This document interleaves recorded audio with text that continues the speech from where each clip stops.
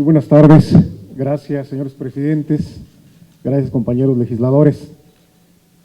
Estamos trabajando en conferencia prácticamente los senadores y los diputados del PRD y del Partido Acción Nacional, extendiendo la consulta a sectores de la sociedad, porque entendemos perfectamente claro que esta reforma, este conjunto de reformas, no son reformas cosméticas, no deben de ser, así lo hemos platicado, sino reformas de gran calado para atender uno de los grandes problemas que aquejan al país.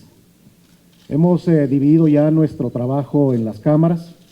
La Cámara de Diputados, de una manera especial, atenderá las reformas en materia de fiscalización. Están trabajando de una manera sistemática, progresiva, con un programa perfectamente definido.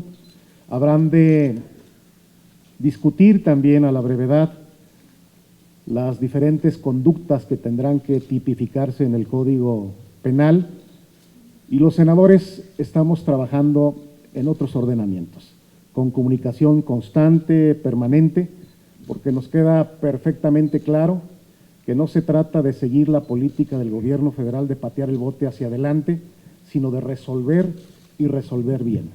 No nos presiona ni el tiempo, sino solo la necesidad de establecer y concluir con un buen producto legislativo. Existe disposición y voluntad de ambos grupos parlamentarios.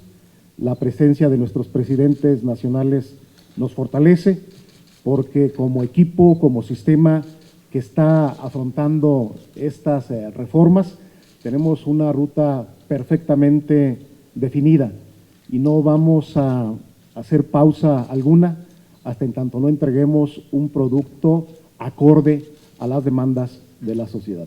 Muchísimas gracias a todos por su presencia. Con mucho gusto. Son 7 aspectos. De los primeros 5 que derivan de la parte transitoria de la Carta Magna, en el Senado se van a procesar, primero, el Sistema Nacional Anticorrupción, segundo, la Ley de Responsabilidades, y que tiene una parte de coincidencia muy importante con el 3 de 3 de la sociedad civil, y tercero, la parte del tribunal, y cuarto, la Ley Orgánica de la Administración Pública Federal. Esos son los 4 que van a estar de manera directa en el Senado, de la primera parte de los 5. Lo que se refiere a fiscalización, la Cámara de Origen es la Cámara de Diputados. En los otros añadidos que tienen que ver con la Ley Orgánica de la Procuraduría General de la República y su parte para que tenga eficacia de la Fiscalía Especializada en Anticorrupción, también estará en el Senado, y muy probablemente la parte del Código Penal estará en la Cámara de Diputados. En otras palabras, de los 7, la Cámara de Diputados tendrá como Cámara de Origen fiscalización y la parte del Código Penal, y el resto en el Senado de la República como Cámara de Origen. En el caso, por ejemplo, del Sistema Nacional de Corrupción, tenemos de origen algunos contrastes con la propuesta del PRI Verde y grandes coincidencias con el Partido de la Revolución Democrática y con la sociedad civil. Ejemplo, 1, fortalecer más la participación ciudadana. 2, que se establezcan políticas públicas de combate a la corrupción. 3, que el secretariado sea ejecutivo independiente y que realmente pueda tener eficacia. Así como también el que haya plataformas digitales con toda la información que sea pública para que podamos tener subsistemas de información en donde sepamos quiénes son los servidores públicos que están en falta, que han sido sancionados, de otra serie de características, y que la presidencia del comité en realidad pueda rotar o pueda tener una perspectiva más amplia. Es un ejemplo de la parte del Sistema Nacional Anticorrupción. En la parte de responsabilidades tenemos preocupaciones que tienen que ver con el hecho de que se incluya a todos los funcionarios. Por ejemplo, no quieren incluir a los consejeros de las empresas del Estado, como es el caso de Pemex y Comisión Federal de Electricidad. Queremos que se haga el máximo de publicidad de declaraciones sin acotaciones de referencia a la ley de transparencia, sino que vayamos mucho más allá, así como también que se abra el catálogo de conductas, y queremos que se haga una revisión a fondo en el caso del Código Penal Federal. En el caso, por ejemplo, del Tribunal Especializado, también tenemos algunas diferencias sobre la estructura del diseño institucional a este respecto. Son muchos detalles que no alcanzaríamos en una sola respuesta enunciar. Quiero destacar que en las mesas de trabajo que se están proponiendo, como señaló don Armando Ríos Peters, se están proponiendo 5 temas genéricos y lo que queremos es que en cada una de las mesas existan senadores de los grupos parlamentarios, lo cual es un reto, porque somos 31 senadores que vamos a estar dictaminando todo esto, y los miembros de la propia sociedad civil organizada. Y a este respecto, en cada una estamos incorporando a los principales proponentes. No quiero excluir a alguien, pero por ejemplo, en la parte del sistema, en Acción Nacional, la proponente principal es Laura Rojas. En la parte de responsabilidades es Marcela Torres. En la parte del tribunal está Pilar Ortega. En la parte de fiscalización, la parte nuestra está principalmente ubicada en la Cámara de Diputados, y en la parte de la Administración Pública Federal está Laura Rojas. Junto con esto, por ejemplo, en el caso de Acción Nacional, nosotros tenemos a Ernesto Rufo, que de manera transversal va a estar viendo el tema de participación ciudadana. Perdón que aluda a la parte de Acción Nacional, pero es la que mejor conozco. Estamos pasando de 4 propuestas a una propuesta hacia nosotros. Y el ejercicio que hemos hecho con el PRD y con la sociedad civil es partir de las 4 iniciativas para poder dónde están las coincidencias, las diferencias y las propuestas alternativas para poder tener mejores condiciones. Aquí en esto, evidentemente, hay un trabajo de mucho tiempo. Por ejemplo, en el caso de Acción Nacional, nosotros desde el 26 de agosto del año pasado entregamos las primeras propuestas para legislar. El último miércoles de la Comisión Permanente hicimos la entrega de las iniciativas. El PRI llegó 5 meses después y ahora casi a 6 meses después apenas estamos empezando el proceso de dictaminación. Entonces, en esto, lo que no quisiéramos nosotros es ya empezar a hablar de iniciativa de un partido o de otro, sino de construcción de algo mejor para México, y en esto hemos aprendido todos unos de otros. Haremos todo lo posible porque eso pudiera ocurrir. Evidentemente, tiene que ser producto de una convocatoria pública donde los profesionistas, los profesionales que reúnan las características que se estén pidiendo, acudan a las comisiones correspondientes, a los grupos parlamentarios. Difícilmente podrá ser en este periodo, pero trazaremos la ruta crítica de manera conjunta, lo plantearemos en la Junta de Coordinación Política, y la idea es que a la brevedad, una vez que estén los nombramientos, poder hacer la convocatoria que termine con la definición de un fiscal anticorrupción.